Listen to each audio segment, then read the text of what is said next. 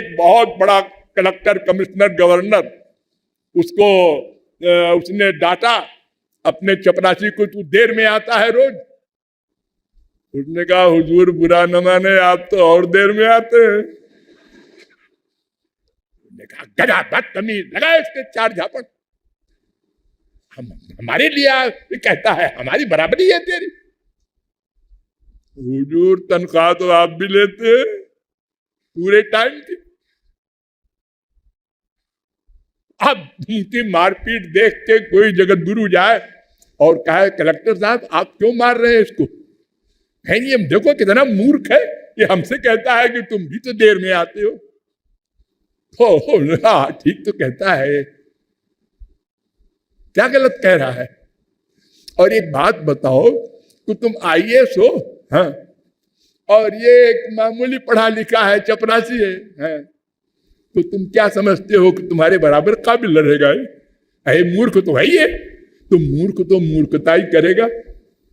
ये तुमको क्यों आश्चर्य हुआ कि ये घोर मूर्ख है?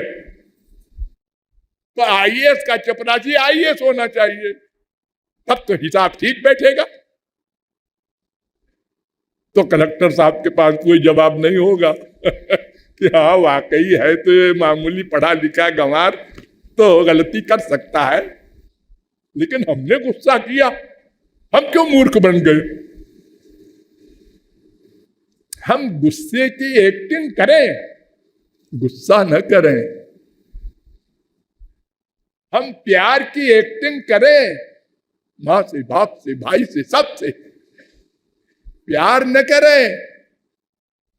प्यार मेरा जो है उससे करें, ये मेरे नहीं है, ये शरीर के हैं।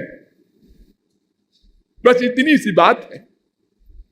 तो वेदों के द्वारा हमको समझना होगा मैं कौन हूं।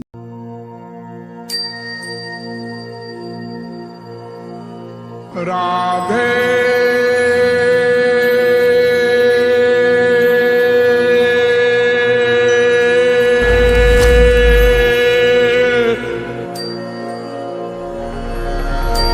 मैं कौन,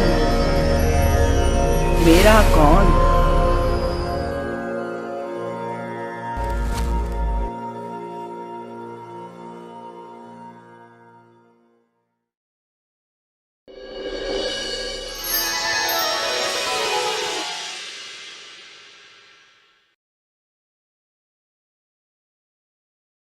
चेतो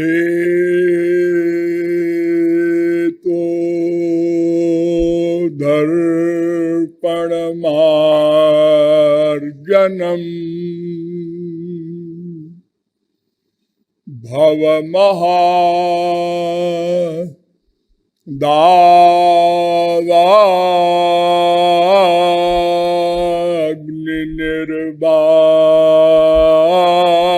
दावाग्निर्वापणम्।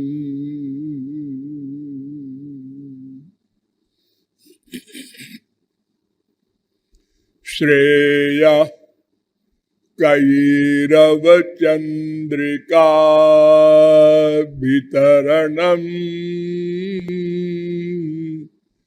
विद्या बधू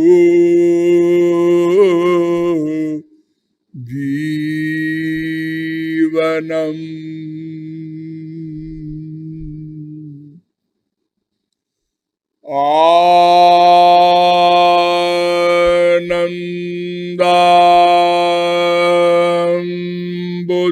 बुद्धिवर्धनम् प्रतिपदम् पूर्णामृता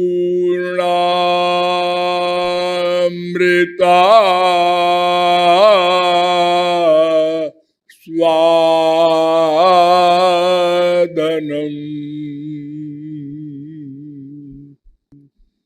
सर्वात्मस्नपनम्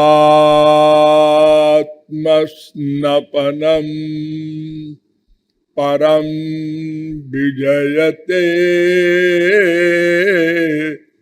श्री कृष्ण संकीर्तनम्।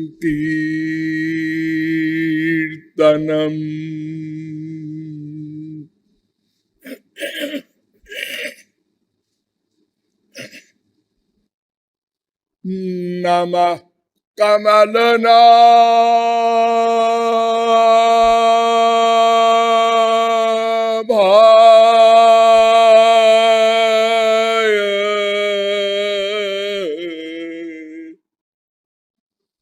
नमः कमलमालिने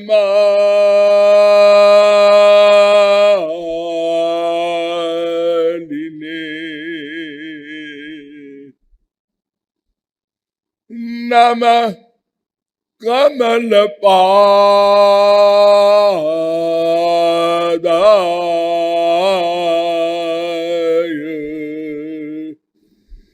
नमस्ते कमलेक्षण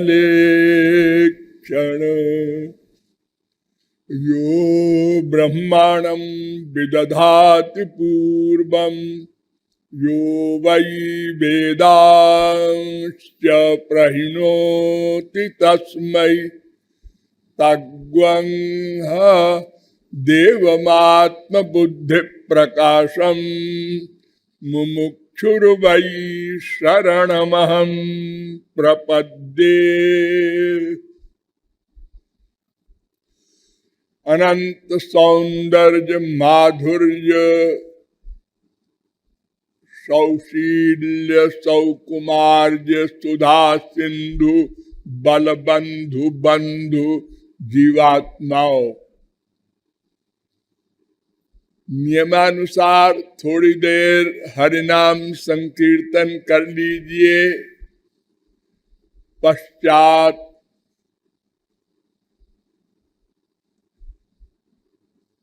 कुछ भगवत विषय पर प्रकाश डाला जाएगा। भजो गिरिधर गोविंद गोपाला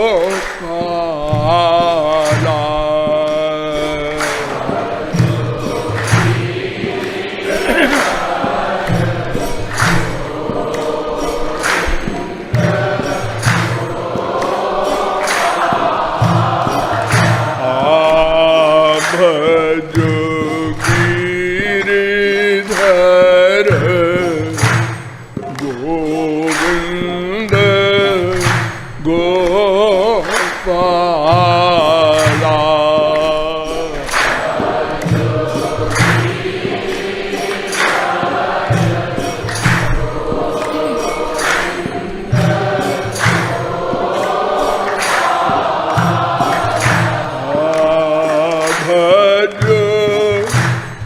गिरिधर गोविंद गोपाला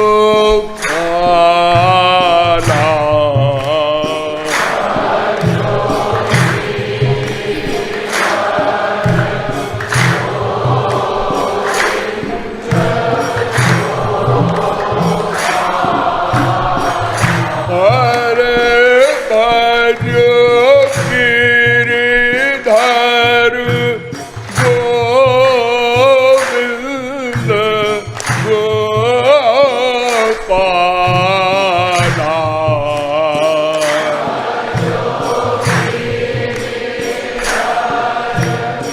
बोलिए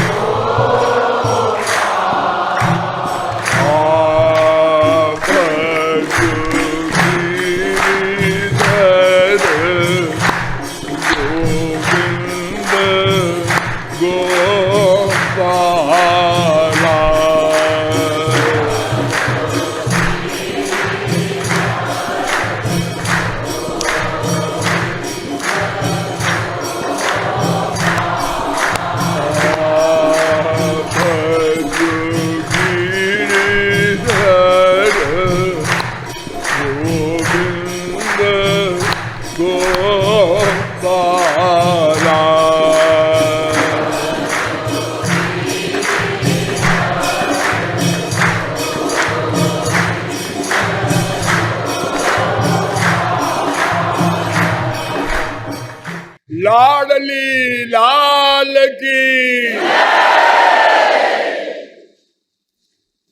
अब आप लोग सावधान होकर सुने और केवल हम बोलेंगे।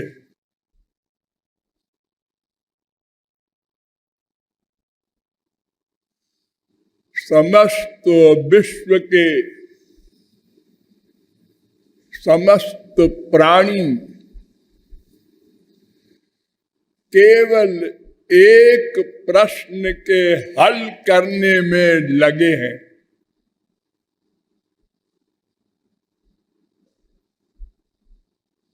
वह प्रश्न कौन है? हम कौन हैं? हमारा कौन है?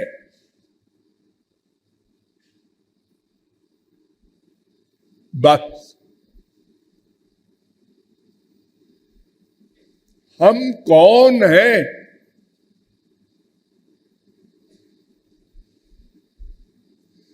आपको ये प्रश्न सुनकर कुछ आश्चर्य अवश्य होगा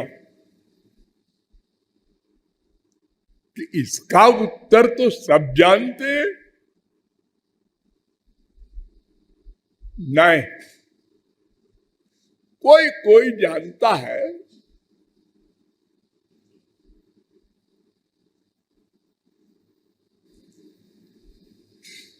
करोड़ों में कोई जानता है।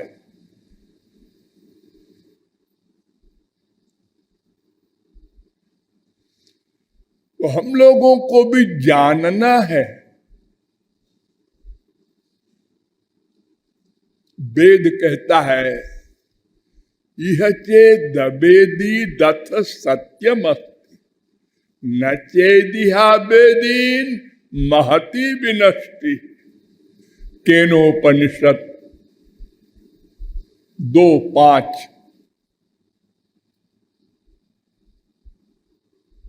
अरे मनुष्यों, इस प्रश्न का उत्तर समझना बहुत आवश्यक है। अगर नहीं समझोगे तो बहुत बड़ी हानि होगी।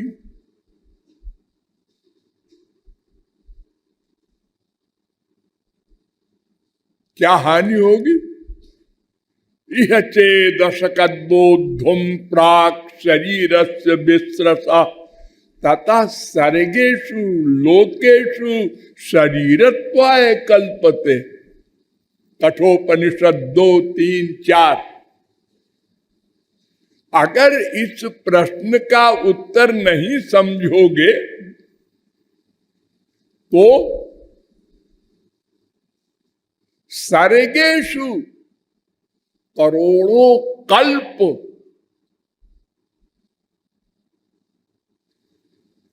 इसी प्रकार दुख भोगते रहोगे। दुख, अनेक प्रकार के दुख, अनेक प्रकार के बंधन।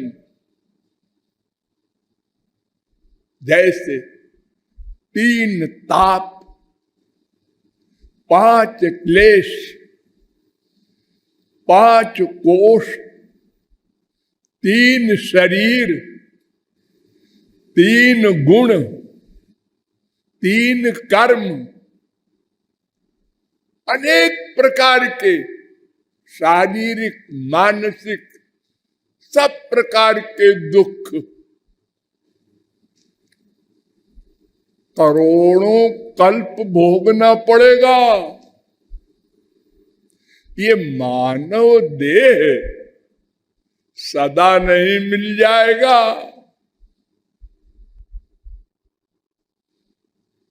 एक कल्प कितना बड़ा होता है?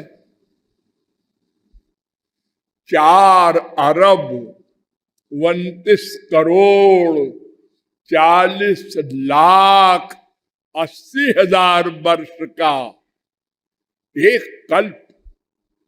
इसी को ब्रह्मा का एक दिन कहते हैं। ऐसे करोड़ों कल्प, एक कल्प नहीं। वेद कह रहा है सर्गेषु, बहुवचन। जानना है। देखिए, संसार में दो प्रकार के तत्व दिखाई पड़ते हैं,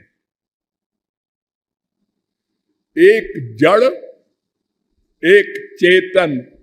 एक एक शब्द पर ध्यान दीजिएगा। तीसरा कोई तत्व कहीं नहीं दिखाई पड़ता, अनुभव में आता। जड़ तत्व क्या?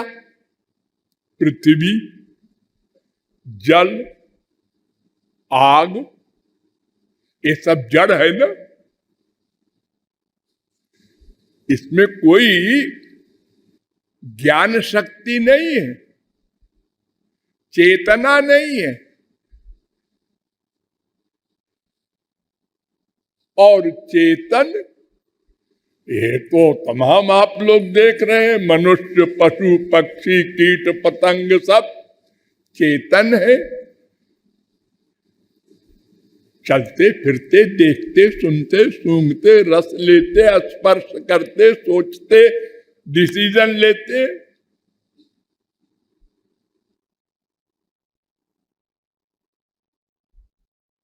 हाँ,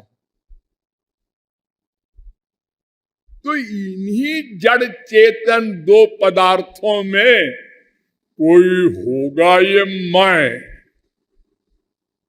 मैं कौन हूं? क्योंकि तीसरा तो कोई तत्व है ही नहीं।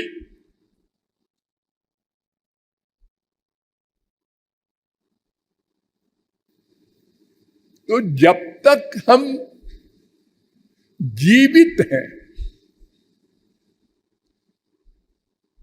तब तक कोई मनुष्य कहता है, कोई रामदेव कहता है, हाँ।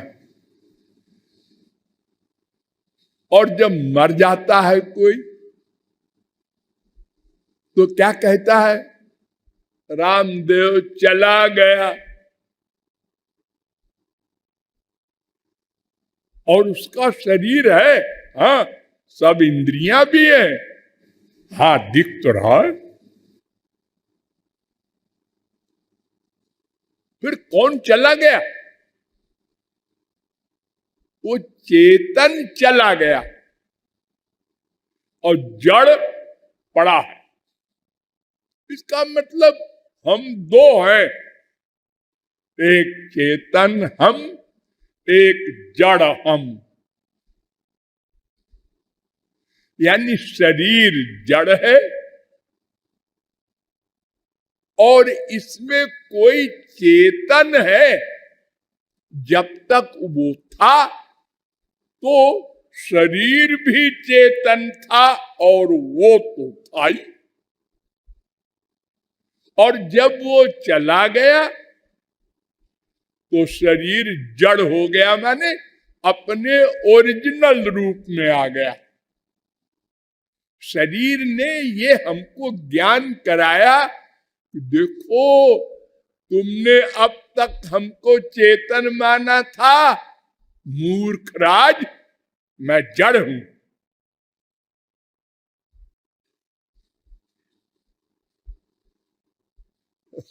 उद्धव ने भगवान से पूछा था, सबसे बड़ा मूर्ख कौन है? तो भगवान ने उत्तर दिया था, मूर्खो देहाद्यहम बुद्धि। 11:19-42। सबसे बड़ा मूर्ख वो है जो अपने को देह मानता है। ये देखते हुए आंख से अंधा है।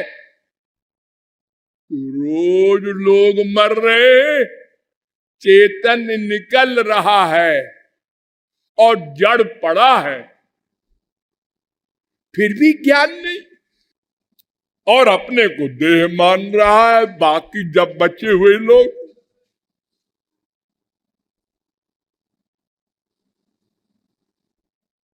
और देह के बाप को बाप, देह की माँ को माँ, देह के बेटा बेटी को अपना बेटा बेटी, और ये बाहर के मकान प्रॉपर्टी को अपनी प्रॉपर्टी,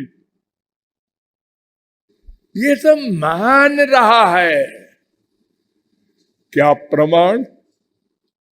उसके छिन जाने पर रोता है। क्यों रो रहे हो? मेरा चला गया आज, मेरा बाप, मेरी माँ, मेरा बेटा, मेरा पति, ये तुम्हारा है? तुम शरीर हो क्या? और क्या हो? अच्छा अच्छा, बहुत समझदार हो।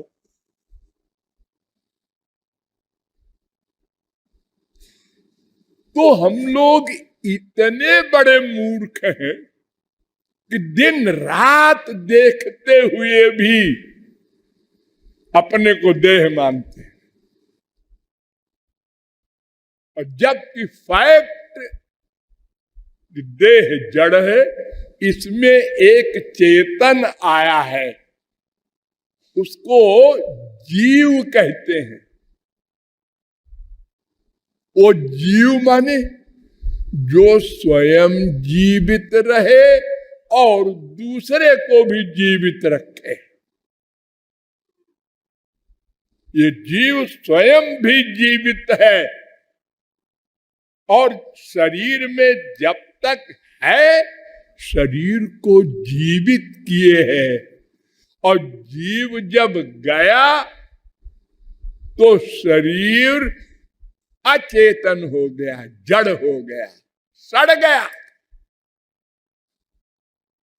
और ये बात मान लिया हम लोगों ने, ये भी कमाल देखो।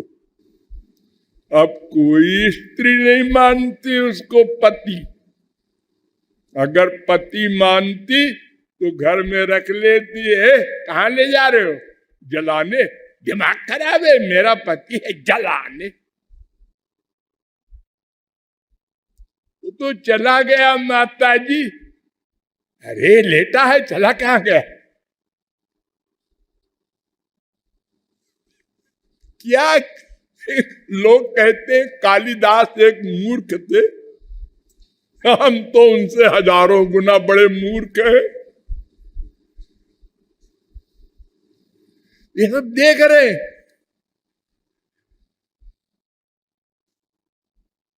और गधे की अकल से समझो, एक कमरा है, उसमें अंधेरा है, हमने बाहर से दीपक जला करके कमरे में रख दिया, तो दीपक स्वयं प्रकाश है और उसने कमरे में भी प्रकाश कर दिया।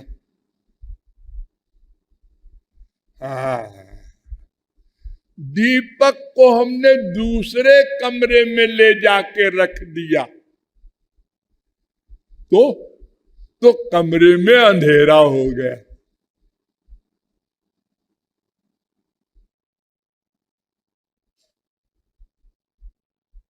ऐसे ही ये जीव है, बाहर से इस शरीर में मां के पेट में आया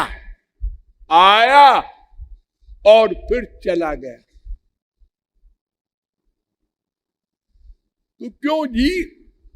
जो चला गया यानी मर गया, शरीर छोड़ गया, यूं कहो, वो मैं है। अब तो समझ में आ गया। नहीं, वो भी मैं नहीं है। क्यों? इसलिए जब ये जाता है जीव बाहर, तो अकेले नहीं जाता। स यदा अस्मात् शरीरात् दुत्क्रामति सहैवैतैः सर्वैः रुत्क्रामति। कौशिकी उपनिषद 3-4। अपने साथ इंद्रिय, मन, बुद्धि, शरीर लेके जाता है। शरीर, इंद्रिय, आपका दिमाग तो नॉर्मल है।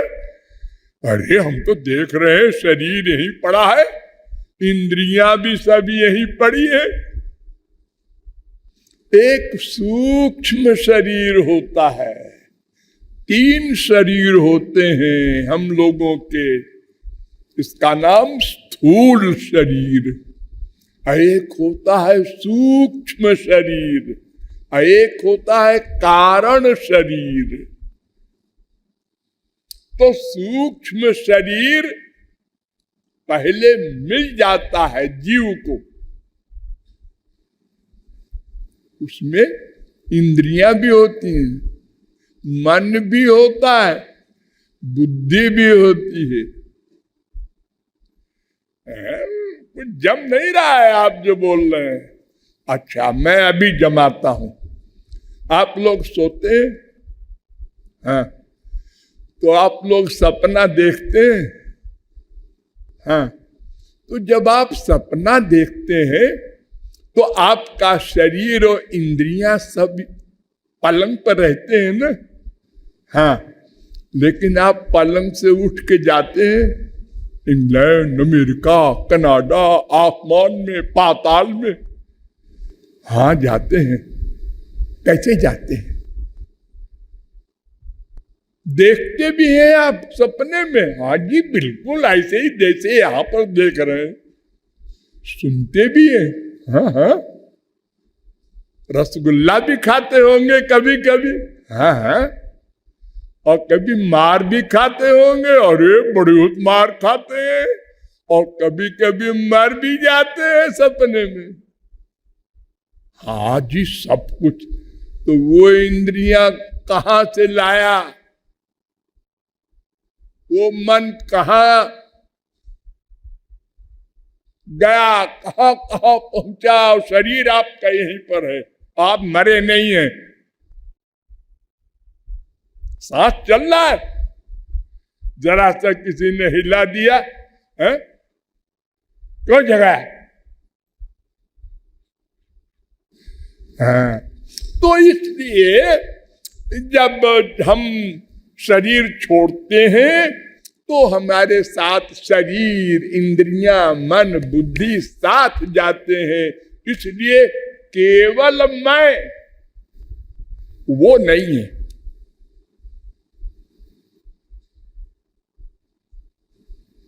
फिर कौन है वो? महाप्रलय जब होता है तो महाप्रलय में सूक्ष्म शरीर भी नहीं जाता, क्योंकि सूक्ष्म शरीर प्रकृति का सामान है, माया का है। ये मन, इंद्रियां सब माया के बने हैं। तो भगवान के राज्य में माया नहीं जा सकती। माया का साम्राज्य ब्रह्मांड के अंतर्गत है।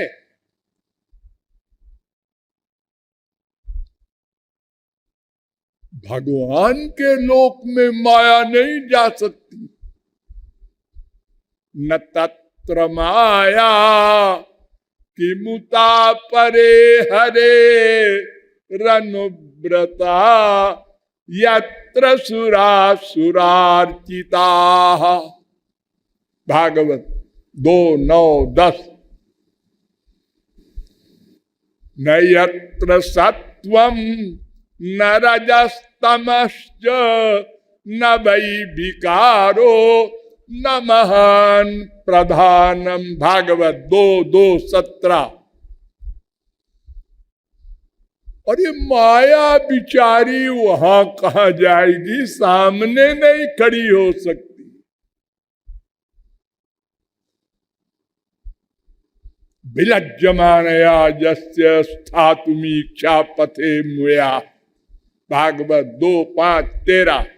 माया परैत्यभिमुखे च विलज्जमाना, भागवत 2:7-47। मायाम बुदस्त चिच्छक्त्या कैवल्य स्थित आत्मनि, 1:7-23। वो कारणार्णों में, भगवान के महोदर में केवल जीव अपने संस्कारों को लेकर जाता है, रहता है, पेंडिंग में पड़ा रहता है महाप्रलय में। वहां सूक्ष्म शरीर मन बुद्धि कोई नहीं जाते। तो वो जो कारण अर्णव में, भगवान के महोदर में जीव गया महाप्रलय में, वो है मैं। बाकी जो उसके नीचे वाले सूक्ष्म शरीर से युक्त इंद्रिय मन बुद्धि अथवा स्थूल शरीर से युक्त इंद्रिय मन बुद्धि, ये सब मैं नहीं। ये मैं से युक्त है। केवल मैं नहीं है।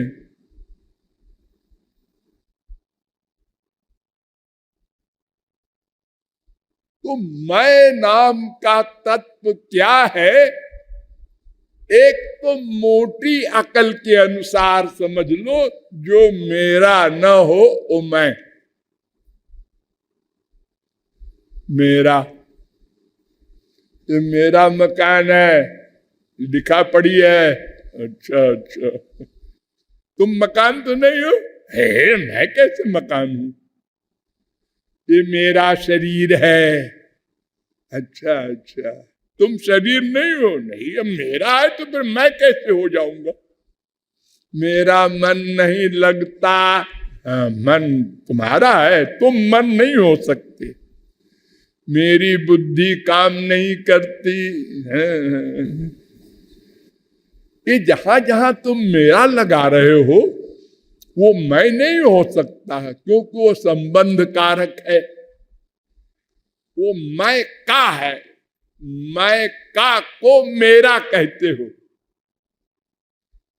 मैं का, ये मैं से भिन्न वस्तु है। तो जहां तक तुम मेरा मेरा बोलते हो, वहां तक तुम मैं नहीं हो। जब सब मेरा खत्म हो जाए, वो तुम हो मैं। लेकिन क्या हो, ये जानोगे किससे? जानने का जो मैटर है, वो सब मैं के नीचे है। यानी माइक है। इंद्रियां, मन, बुद्धि, यही तो है तुम्हारे पास जानने का। देखा, सोचा, डिसीजन लिया है। ये पुरुष है, स्त्री है। दिन भर हम लोग डिसीजन लेते हैं। तो देखा, सुना, सूंघा, रस लिया, स्पर्श किया और फिर सोचा। खाली इंद्रियों से काम नहीं बनेगा। मन आएगा, वो सोचेगा, फिर बुद्धि आएगी, जजमेंट देगी। ऐसा है। तो ये जितने हैं, ये तो माइक जगत को भी नहीं जान पाए। आत्मा तो दिव्य है, उसको कोई देख नहीं पाया आज तक। बड़े बड़े वैज्ञानिक दावा करने वाले, बड़ी बड़ी दूरबीन बनाने वाले, बहुत सूर्य लोग देख रहे हैं, हम मंगल देख रहे हैं, खोपड़ा देख रहे हैं। अरे मैं को देखा कभी? सब बैठे हैं और मैं चला गया। किधर से गया जी?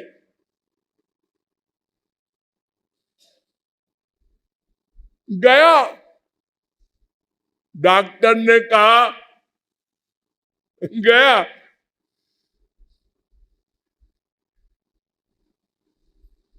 इतना सूक्ष्म है मैं कि किसी यंत्र से कोई नहीं देख सका, न देख सकेगा, तो जानेगा कैसे? उसका परीक्षण कैसे होगा? अरे ये जो बहुत सूक्ष्म कीटाणु होते हैं, उनका भी शरीर होता है, लेकिन आप नहीं देखते। रोज दही खाते हैं, हाँ, उसमें कीड़े चलते रहते हैं। कीड़े? हाँ, खुर्दबीन से देखिए, बच्चों कीड़े कीड़े है वो।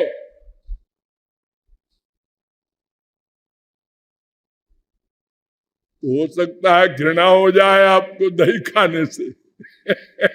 हम कीड़ा खाते हैं रोज।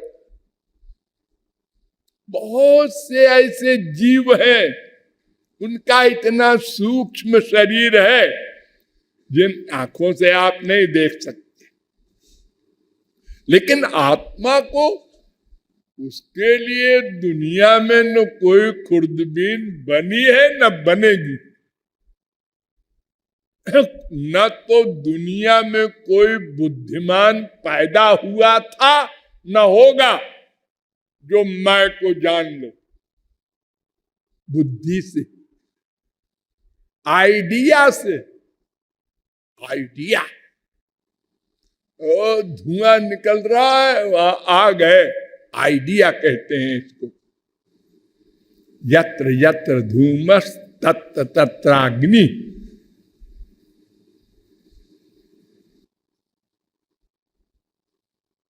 लेकिन यहां आइडिया काम नहीं देगा, न प्रत्यक्ष न अनुमान। तो तीसरा प्रमाण है शब्द प्रमाण। शब्द प्रमाण से जाना जाएगा मैं कौन हूं, मेरा कौन है। शब्द प्रमाण किसे कहते हैं? शब्द प्रमाण माने ऐसा प्रमाण जिसके शब्द पर कोई डाउट न हो। तो ऐसे दो होते हैं, एक तो जो मैं को जान चुका है, ऐसा हमारा भाई, जिसको हम संत महात्मा महापुरुष कहते हैं, और एक सुप्रीम पावर भगवान। ये दो पर्सनैलिटी ऐसी है जो मैं को जानती है।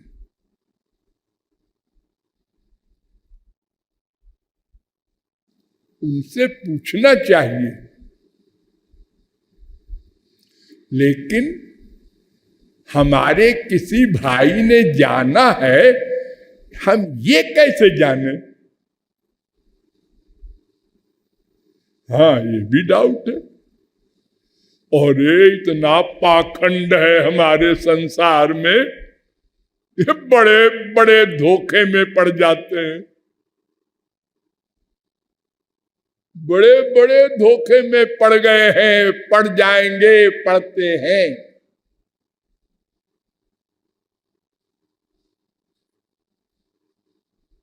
तो फिर हम उनका विश्वास कैसे करें कि ये मैं को जानता है? इसलिए हम उनसे भी दूर रहें। फिर कौन बताएगा मैं कौन? शब्द प्रमाण दो प्रकार का होता है।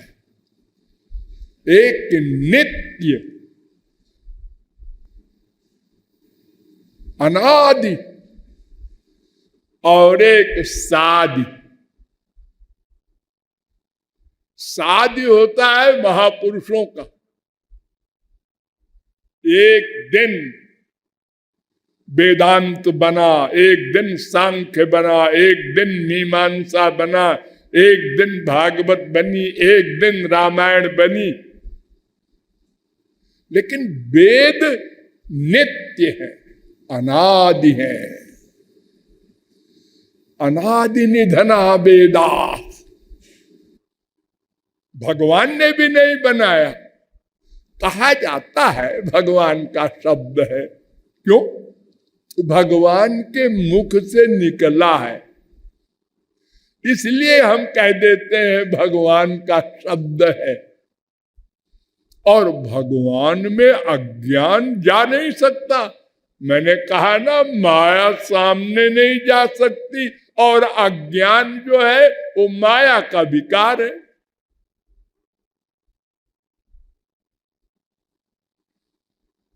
तो भगवान की वाणी है ये भी कहा जाता है, लेकिन फैक्ट क्या है? जाकी सहज श्वास श्रुतिचारी। भगवान सो रहे थे गहरी नींद में, और वेद प्रकट हो गए, मुख से निकल गए श्वास से। नाभि से ब्रह्मा निकला, ब्रह्मा के सामने वेद प्रकट हो गए। हमको पढ़ो, समझो।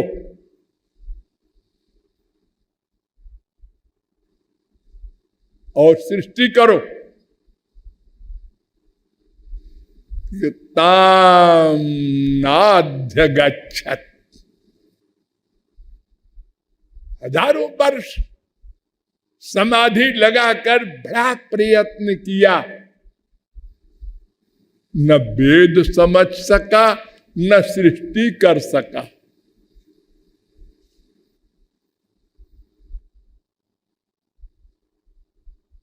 ताम नाध्य गच्छत 2:9-5 भागवत। तो भगवान ने कृपा की, और तेने ब्रह्म हृदय आदि कवये। हृदय में भगवान बैठ करके ब्रह्मा के उसको ज्ञान कराया वेद का। ऐसी वाणी है वेद वाणी, अनादि नित्य, पुन दोष शंका कलंक से सर्वथा असंस्पृष्ट। आदमी में, मनुष्यों में जो 4 दोष होते हैं वो वेद में नहीं है।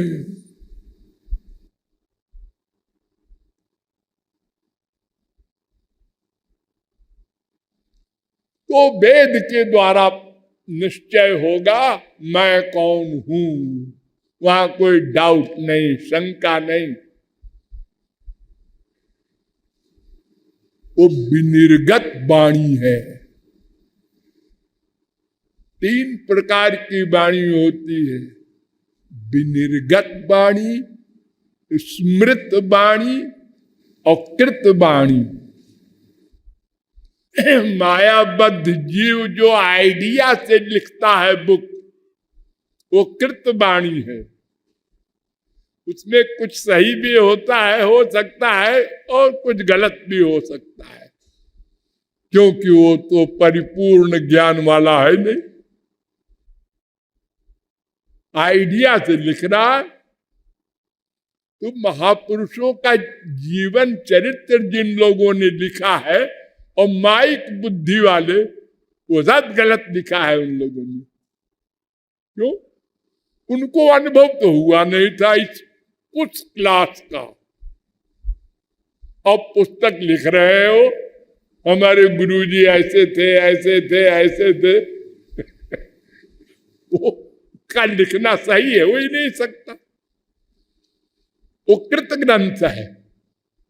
और स्मृत ग्रंथ सिद्ध महापुरुषों का होता है, जिनको पूर्ण ज्ञान, पूर्ण भगवत प्राप्ति और माया का सदा के लिए अत्यंताभाव हो चुका है। ऐसे जो आत्माराम पूर्ण काम परम निष्काम परमहंस, उनके भी दादा महापुरुष है हे परमहंस। तो एक सन्यास की अवस्था का नाम है परमहंस। कोई सर्वज्ञ नहीं हुआ करता। 4 प्रकार के सन्यासी आश्रमोपनिषद में कहे गए हैं।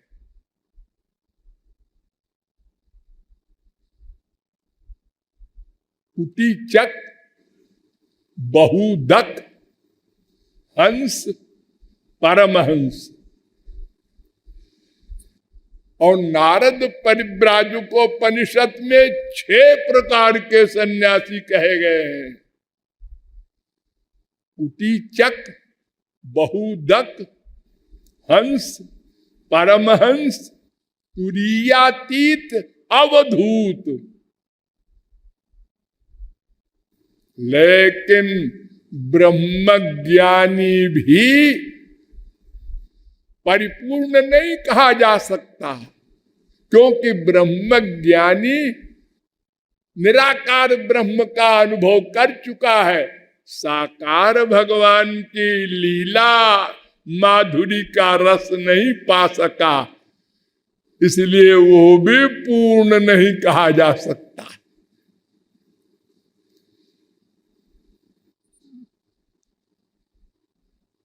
तो जो परिपूर्ण हो और ग्रंथ लिखे, जैसे वेद व्यास ने लिखा भागवत, भगवान के स्वयं अवतार। नारद जी ने लिखा नारद भक्ति सूत्र, पांचरात्रा आदि। तो इन लोगों के बारे में कोई डाउट नहीं है, स्मृत ग्रंथ है। फिर भी हम डाउट कर सकते हैं। हमारी बुद्धि तो जरा कुछ ऐसी है कि हम भगवान को भी नहीं छोड़ते।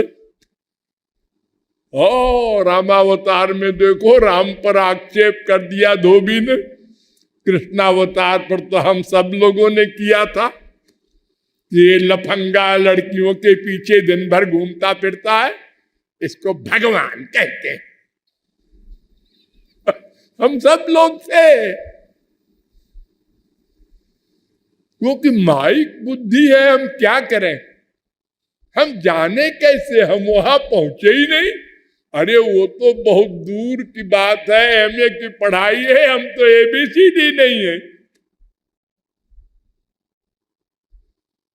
और अगर अपनी टांग अड़ाएंगे तो फिर सर्वनाश होगा, क्योंकि अनुभव तो है ही नहीं। हम तो माइक बुद्धि इंद्रिय अनुभव रखते हैं, तो उसी तर्क से सोचेंगे भगवान के बारे में भी। हम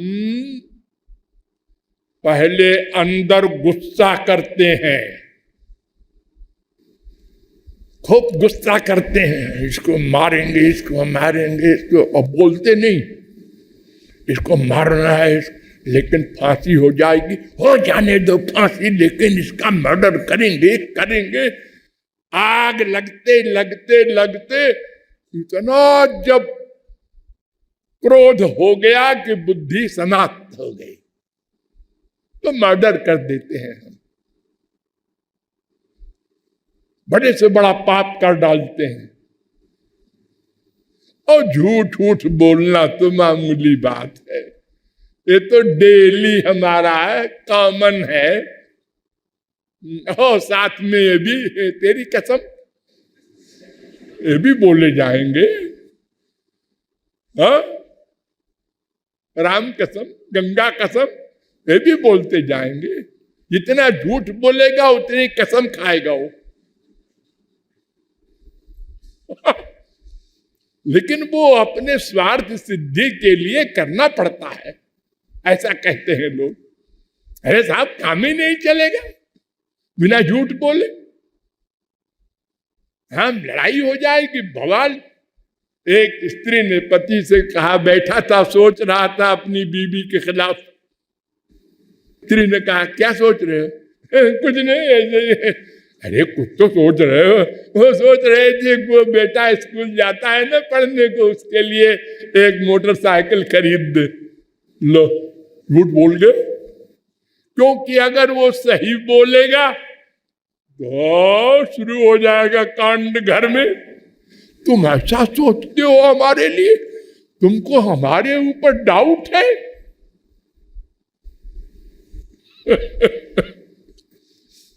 तो पहले क्रोध शुरू होता है, बढ़ता है, बहुत होता है, फिर हाथ हम चलाते हैं किसी के ऊपर।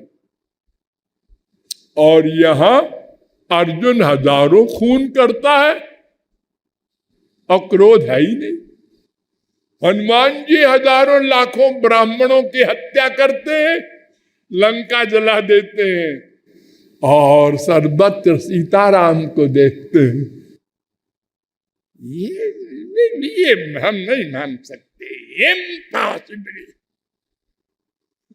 क्यों हम नहीं कर सकते ऐसा? इसलिए कोई नहीं कर सकता होगा ऐसा, वो चाहे भगवान हो चाहे कोई हो। इसलिए हर अवतार काल में हमने जो भगवान की लीलाएं देखी या संतों का देखा, तो लाभ लेने के बजाय नामापराध कर रहेला। सबसे बड़ा पाप हमसे बदतर है। तो इससे अच्छे तो हम हैं।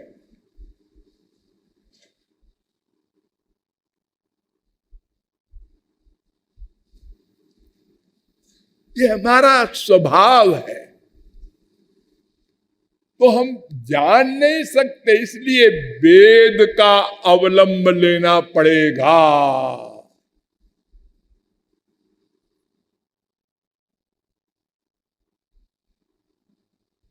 और वेद को भी जानने वाला होना चाहिए। ऐसा विचित्र है वेद, परोक्ष बाधो वेदोयम। भागवत 11:3-44। क्या मतलब? ये वेद में शब्द कुछ है, अर्थ कुछ है। कोश को लेकर के अगर वेद के शब्द का अर्थ करोगे, बच गए। भगवान के लिए एक शब्द आया है प्राण, एक शब्द आया है आकाश, एक शब्द आया है जीव, एक शब्द आया है आत्मा। भगवान के लिए अब हम उसका अर्थ करेंगे अगर कोश लेकर के, तो सब चौपट हो जाएगा।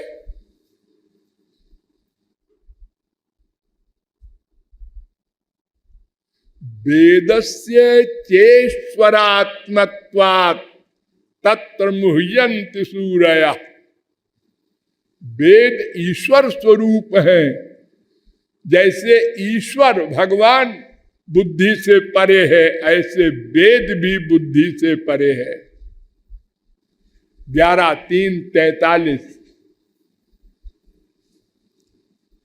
बड़े बड़े योगींद्र मुनींद्र नहीं समझ सके।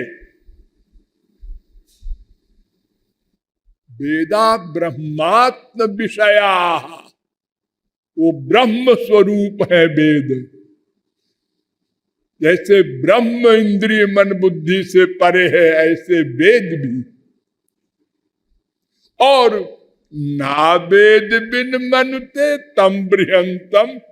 अगर वेद को नहीं जानोगे तो न मैं को जानोगे, न मेरे को जानोगे। मेरे, दूसरा मेरा भी है ना, हमने दो बताया था ना, एक मैं, एक मेरा। तो दोनों को जानना आवश्यक है। मैं कौन, मेरा कौन? तो ये मैं मेरे का ज्ञान चेतन होने के कारण माइक मैटर से नहीं हो सकता। एक एक शब्द पर ध्यान दो। माइक उपकरण से, माइक साधन से, दिव्य साध्य मैं या मेरा भगवान, इनका ज्ञान असंभव है। इसलिए शब्द प्रमाण के द्वारा ही मैं का वास्तविक ज्ञान हो सकता है, वरना हम मेरे कोई मैं बोले जाएंगे, मैं माने जाएंगे। बड़े से बड़े बुद्धिमान रोज हम लोग क्या बोलते हैं? आपकी तारीफ, आपका परिचय, आप नहीं मालूम है आपको? आप प्रतापगढ़ के कलेक्टर हैं। कलेक्टर? अरे हम पोस्ट नहीं पूछ रहे भाई, हम तो आपका परिचय पूछ रहे हैं। आप जगदीश प्रसाद, ये तो नाम है जी, है? आप मनुष्य हैं और क्या? मनुष्य तो बॉडी होती है, शरीर का नाम है। मनु से पैदा हुए हैं हम लोग, इसलिए मनुष्य कहलाते हैं। ये तो हमारा है, मेरा है, मेरा नहीं पूछ। हम तो इनको पूछ रहे हैं, इनका परिचय, इनका का परिचय नहीं। इनका शरीर है, उनका परिचय आप दिए जा रहे हैं बार बार। इनका परिचय बताइए, नहीं जानते ना? तो फिर आपको पागल खाने में रहना चाहिए। है क्या बकते हो? अरे बक नहीं रहे हैं जी, बोल रहे हैं। अरे तो हम पागल खाने में तो है, ये भगवान का पागल खाना है। जितने मैं को नहीं जानते उन सब के लिए इतना बड़ा पागल खाना भगवान ने बनाया है माया के द्वारा। जैसे संसारी पागल खाने के पागल से कहो कि तुम पागल हो तो वह हंसेगा। समझ गए? तुम पागल हो, वो तुम्ही को पागल कहेगा। एक बार हमारे देश के प्रथम प्राइम मिनिस्टर पंडित नेहरू गए जेल में देखने कैसा इंतजाम है। तो पागल खाने में गए तो वहां सब अजीब अजीब हरकतें कर रहे थे पागल लोग। तो उनका इंचार्ज एक था पागलों का, तो उसको बुलाया नेहरू ने और कहा कि तुम्हारा क्या नाम है? नाम बताया। कहाँ रहते हो?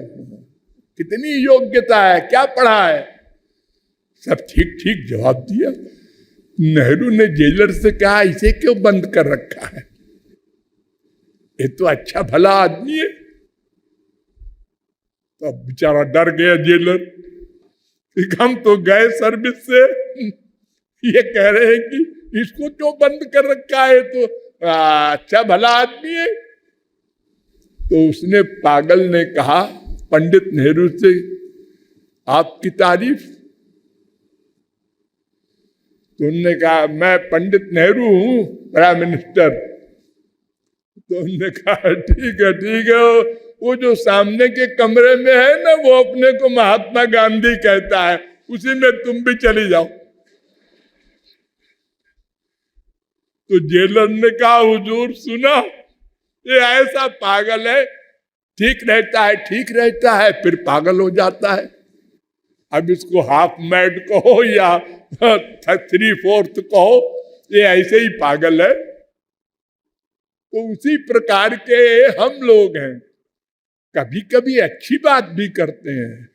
अब इस समय आप लोगों को कोई देखे तो क्या कहेगा, कोई पागल नहीं है इनमें, सब भगवान की भक्ति कर रहे हैं, कीर्तन कर रहे हैं, भजन कर रहे हैं, किसी के प्रति कोई गंदी भावना नहीं कर रहा है, किसी की कोई चोरी नहीं कर रहा है, न कोई झूठ बोल रहा है, सब आपस में देखो तो सब हिसाब महापुरुष बैठे हैं।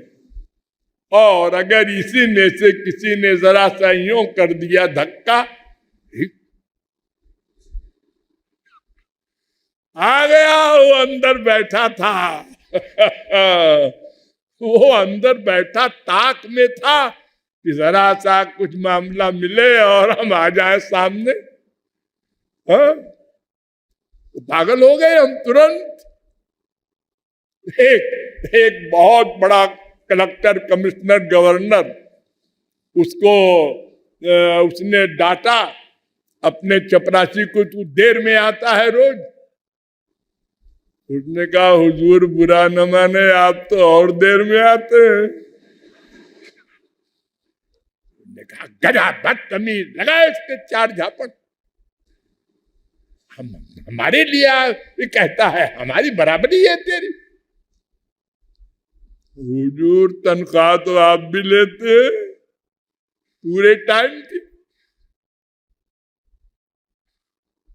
अब उनकी मारपीट देख के कोई जगत गुरु जाए और कहे कलेक्टर साहब आप क्यों मार रहे हैं इसको, है ये देखो कितना मूर्ख है, ये हमसे कहता है कि तुम भी तो देर में आते हो। ठीक तो कहता है, क्या गलत कह रहा है। और एक बात बताओ कि तुम IAS हो, हाँ, और ये एक मामूली पढ़ा लिखा है, चपरासी है, तो तुम क्या समझते हो कि तुम्हारे बराबर काबिल रहेगा? अरे मूर्ख तो है ही है, तो मूर्ख तो मूर्खता ही करेगा। ये तुमको क्यों आश्चर्य हुआ कि ये घोर मूर्ख है? तो IAS का चपरासी IAS होना चाहिए, तब तो हिसाब ठीक बैठेगा। तो कलेक्टर साहब के पास कोई जवाब नहीं होगा कि हाँ वाकई है तो मामूली पढ़ा लिखा गंवार तो गलती कर सकता है, लेकिन हमने गुस्सा किया, हम क्यों मूर्ख बन गए? हम गुस्से की एक्टिंग करें, गुस्सा न करें। हम प्यार की एक्टिंग करें, माँ से, बाप से, भाई से, सब से। प्यार न करें, प्यार मेरा जो है उससे करें। ये मेरे नहीं है, ये शरीर के हैं। बस इतनी सी बात है। तो वेदों के द्वारा हमको समझना होगा मैं कौन हूं, ये फिर बताया जाएगा। बोलिए लाडली लाल की।